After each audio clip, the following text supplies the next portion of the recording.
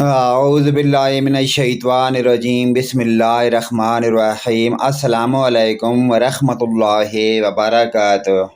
پیاری حدیث سماعت فرمائیں، من قال سبحان اللہ وبحمدہ غرست له نخلۃ فی الجنۃ۔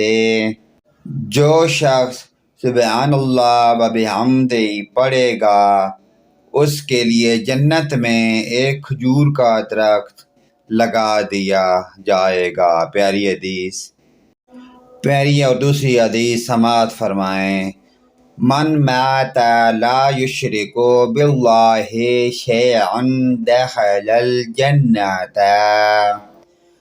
جو شخص اس حال میں وفات ہوا کہ اللہ تعالیٰ کے ساتھ شریک نہیں ٹھہراتا تھا، وہ جنت میں داخل ہوگا۔ پیارے دوستو، ان حدیث پر عمل کرتے ہوئے اپنے تمام دوست بھائی، رشتہ داروں، عزیز و اقارب، تمام مومن مسلمان بھائیوں کے ساتھ شیئر کریں۔ اللہ پاک کی ذات ہم مسلمانوں کو پانچ گانا نماز پڑھنے کی اور ان پیاری حدیث پر عمل کی توفیق عطا فرمائے۔